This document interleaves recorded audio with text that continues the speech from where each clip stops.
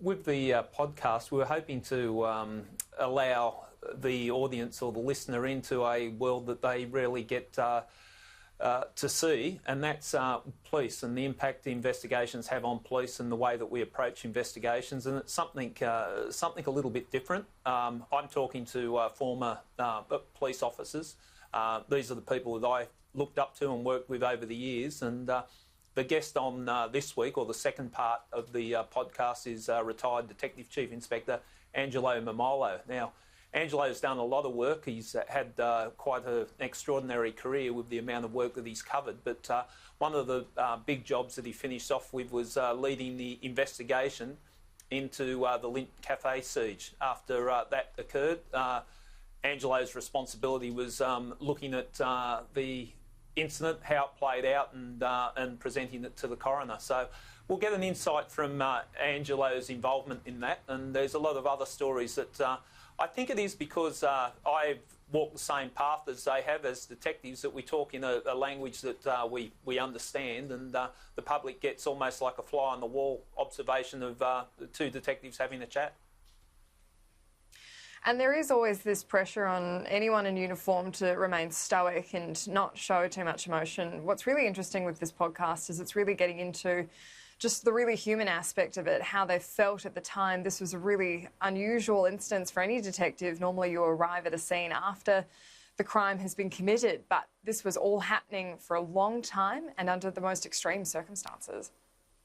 Yeah, and that's what's coming out in the podcast. I wasn't sure what direction the podcast, and when I sit down with the guest, I'm not sure where we're going to take the interview. But it's basically a chat with two people on the Lindt Cafe. It was interesting getting Angelo's insight into the pressures he felt being responsible for investigating what took place there, because it's such a high-profile situation, and it was such an emotional situation that impacted on so many people. And we talk about the crime scene, and we talk about things that happened from there. But it is just giving a different insight, because police, when we're in the public, we've got to put on that stoic face, and this is giving I think a more humane approach to the way we look at investigations, or an understanding, I should say.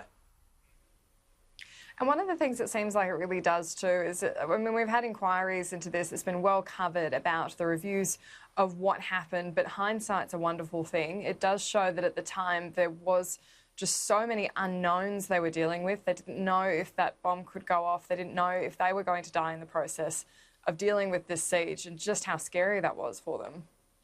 Yeah, and I think you get a good insight from Angelo's perspective, because he, out of everyone, would probably know more about the minute details of exactly what took place during the siege, and just the utmost admiration he had for the tactical police going into a situation like that, and very much aware of the pressures that they faced. And it'll give the public, I think, an understanding of how the thought process of police and how we look at situations when they present themselves. But certainly it was an extraordinary situation, and it's burnt into the minds of everyone in the city and probably across the country because of the iconic photos of the hostages in at the location.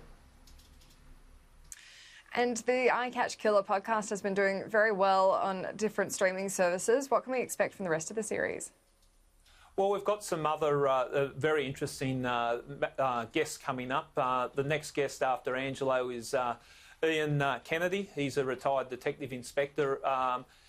He's probably well known for heading up the Anita Cobby murder investigation, which was a very traumatic murder. But he's done a lot of policing, and he was certainly a police officer that I looked up to in the way that he conducted his business. He also tells us a story that I wasn't even aware of, the fact that he was involved in the Spit Bridge siege, where an offender took hostages from a bank and was shot by police, and one of the police officers, Ian's friend, actually got shot in the head during that situation. So stories like that. The other two guests coming up following Ian is Ian Lynch, a retired superintendent who's worked in homicide. He was one of the first homicide detectives I worked with, and he's had some very interesting and bizarre cases, and he'll talk us through that. And another guest that I find fascinating is a crime scene officer, Steve Horn, that had 50 years in the police, and 44 of those years was as a crime scene investigator. He's probably the most experienced crime scene investigator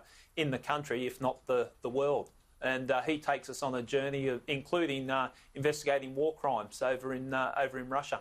So yeah, very interesting. Wow. I hope people find it interesting anyway, I should say.